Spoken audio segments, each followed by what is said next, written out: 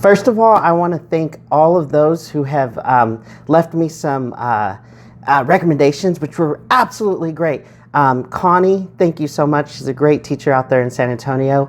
Jana Abson has been absolutely amazing, and she's a wonderful educator. She teaches English also down the road for me. My friend Silver, who's out in Mexico. My friend Nick, thank you so much. Thank you, thank you, thank you.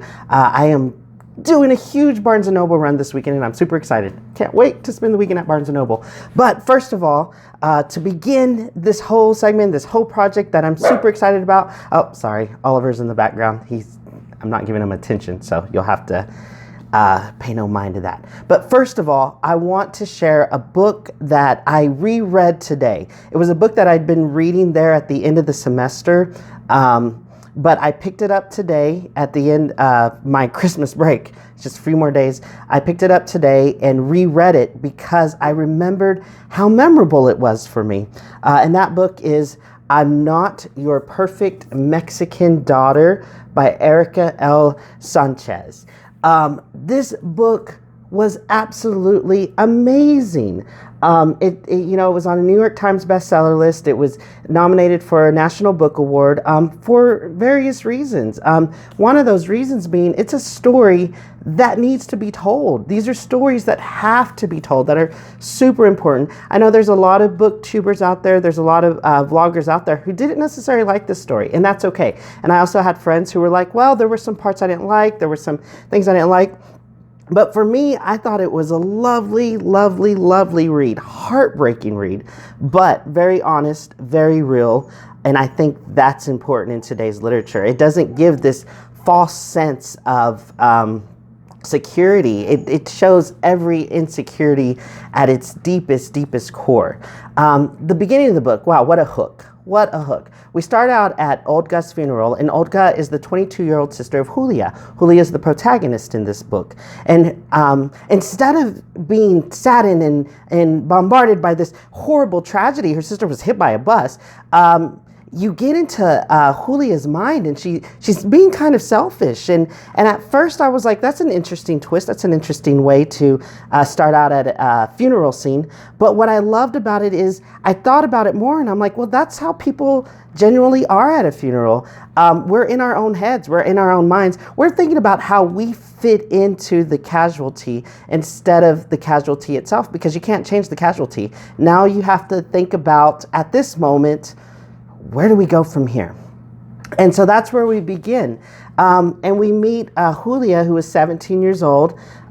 She's just lost in life. She's not the perfect daughter. Olga was the perfect daughter. Olga was the daughter who stayed at home. Olga was the daughter who, in traditional Mexican family, was going to grow old and take care of the family. But that didn't happen because, unfortunately, she passes away in the very first chapter.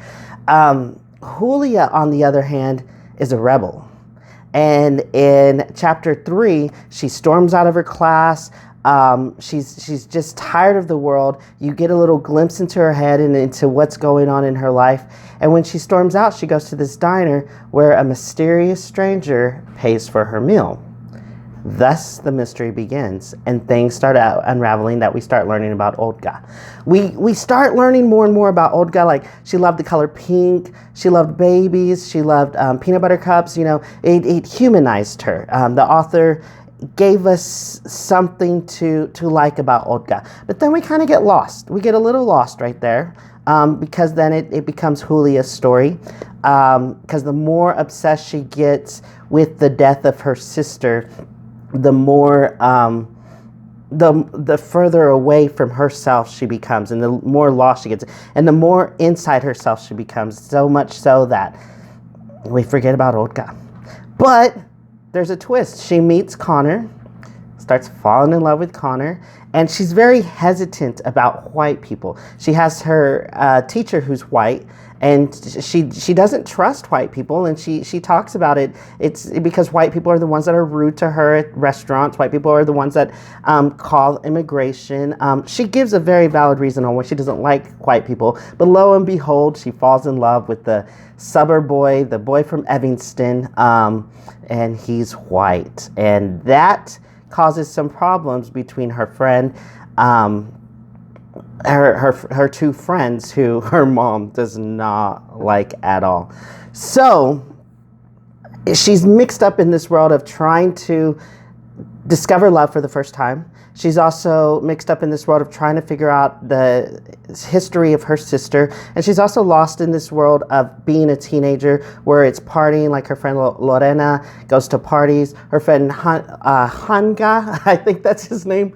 So funny. He's a gay character, absolutely hilarious. At first, she doesn't like him. At first, I don't like him. But the more and more you get to meet him, the more you start to love both of them because they're just living their lives as they should. And then it takes a dark turn. I'm not going to lie to you. This book takes a pretty serious, drastic, and dramatic dark turn that some of your students may not be able to cope with and may not be able to handle well. And she goes on this trip to Mexico. She discovers about her family and her life, and she kind of has to go through that, you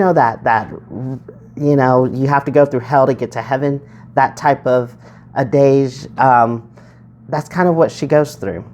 I'm not going to give away the ending. I'm not going to give away what happens, but I am going to say that it is something, if you have fragile students, this is probably not the best book for them. However, if you have those students who are college bound, especially young girls, this is the book for them. Absolutely, especially Latina girls. What bothers me about a lot of book vloggers, and everyone's entitled to their own opinion, is they don't understand the significance of reading a story like this if you come from a Latino background.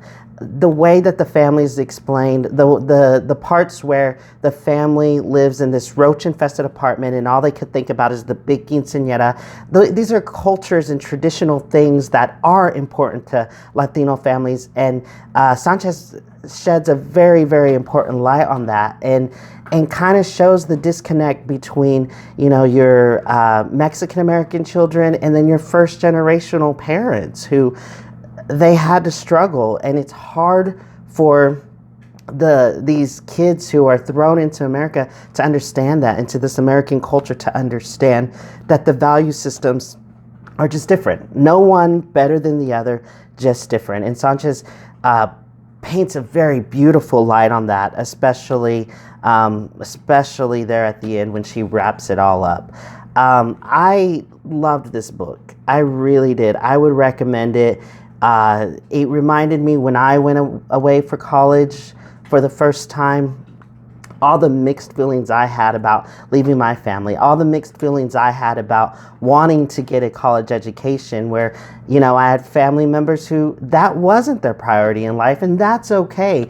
But it's taken me 36 years to understand that, whereas this is helping kids understand that those feelings are okay at 17 years old.